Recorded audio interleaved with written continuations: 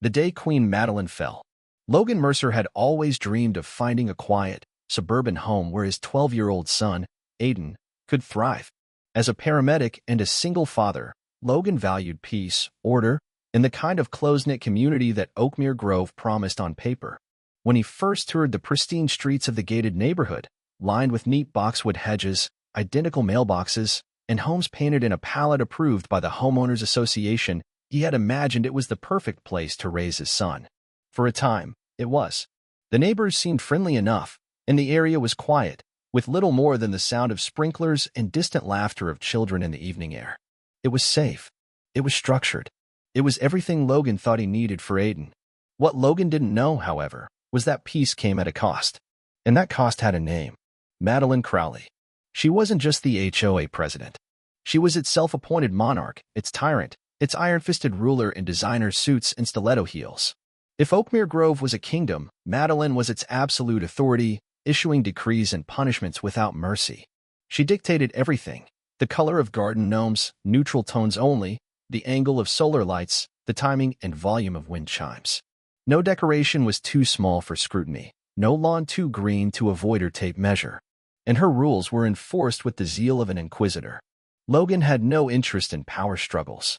He was already balancing long shifts at the emergency services unit and caring for Aiden, whose asthma had been a persistent challenge since childhood. He'd come to Oakmere Grove precisely because of the promise of safety and quiet. If that meant tolerating a few ridiculous HOA bylaws, so be it. But then Madeline decided Logan was a problem. The beginning of trouble.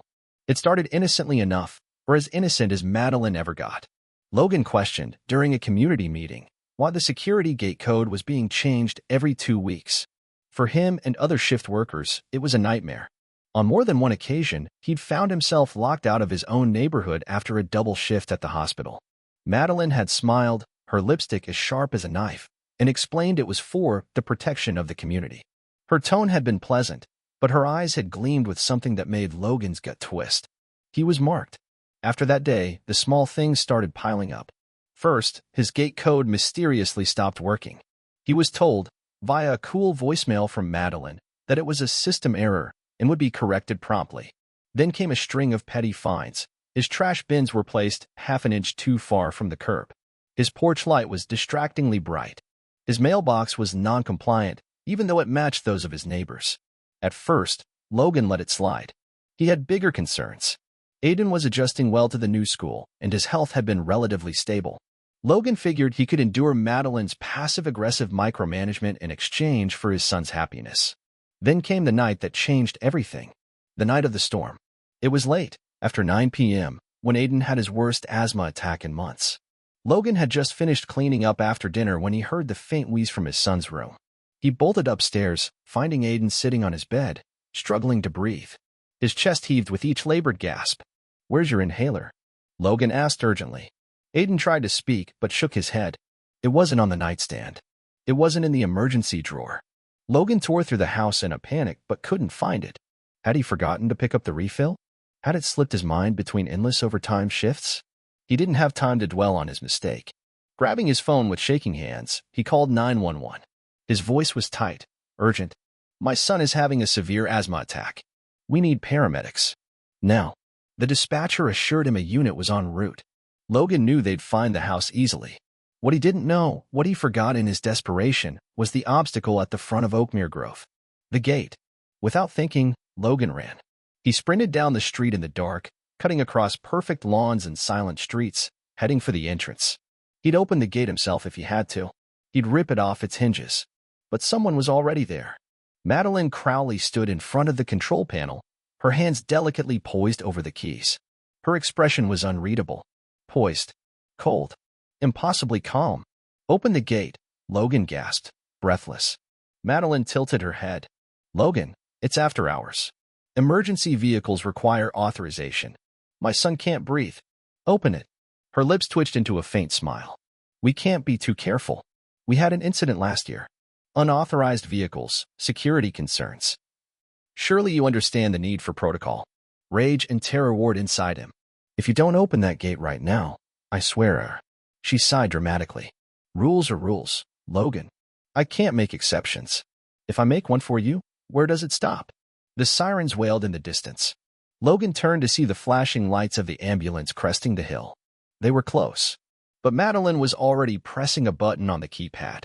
A heavy mechanical click sounded as the lock engaged. Logan stared at her, his heart pounding in his ears. You're killing him. Madeline folded her arms. You should have been more responsible. Logan didn't think. He moved. He sprinted toward the gate and scaled it. Madeline shrieked in outrage, yelling about trespassing and property destruction as he jumped to the other side. The paramedics were already grabbing their gear. Without waiting, they climbed the gate too. Madeline was on her phone, screaming for security and police, claiming Logan was a danger to the community. But none of it mattered. Logan and the medics ran back to his house, his legs burning with exhaustion. Aiden was slipping away, pale and gasping, when they arrived. The paramedics worked fast. Oxygen. Nebulizer. Logan held his son's hand, willing him to stay with him. Slowly, Aiden's breathing eased. His color returned, and Logan's fury deepened. The reckoning begins. As Logan knelt beside his son, there was a knock at the door. 2 officers stood there, flanking Madeline, who wore a carefully composed expression of concern. We received reports of trespassing and disorderly conduct, the taller officer explained. Madeline spoke up immediately. It's such a shame. I warned him about the rules, but he just wouldn't listen. Logan stood slowly, his hands shaking with restraint. She blocked an ambulance, he said, his voice cold. She locked the gate while my son was dying. One of the paramedics glanced up from tending to Aiden. That's the truth. We wasted precious minutes climbing the fence. The officers hesitated. Madeline's narrative was unraveling. His son is fine, Madeline said with a thin smile. No harm done. Tom Carter, Logan's usually quiet neighbor, had been watching from across the street. Now he stepped forward. She did the same thing to me when my dad had a heart attack. Paramedics had to break the lock. Others murmured agreement.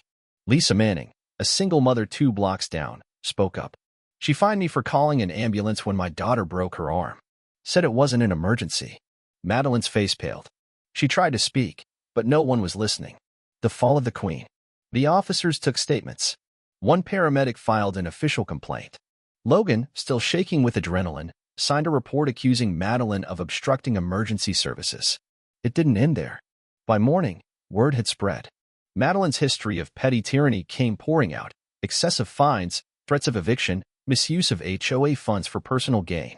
The HOA board, under pressure, called an emergency meeting. Tom was elected interim president. Madeline was voted out. An investigation followed. Financial audits revealed Madeline had siphoned funds for home improvements that benefited only her property. Lavish security upgrades, landscaping well beyond the neighborhood budget. Fraud charges were filed. Her access codes were revoked. She was barred from all meetings. And then, 1 week later, Logan watched from his porch as a moving truck parked in front of Madeline's house. She loaded her things quietly. No farewell parties. No friends waving goodbye. Greg Alden, one of her last allies, shook his head. Guess she didn't like living by her own rules. Tom chuckled. Don't think she'll be running any HOAs anytime soon. As Madeline climbed into her car, she glared at Logan one last time. He raised his coffee cup in a silent toast. Safe travels. And then she was gone. A new Oakmere grove. The neighborhood healed quickly. Decorations bloomed in front yards. Neighbors hosted barbecues and gatherings without fear of fines. Emergency vehicle protocols were overhauled. The HOA, under Tom's leadership, refunded unfair fines and restored trust. Logan stood on his porch, watching Aiden ride his bike with other kids for the first time in months. He smiled. The air felt lighter. The street, once ruled by fear, now buzzed with life. Madeline Crowley was just a bad memory. And Oakmere Grove was home again.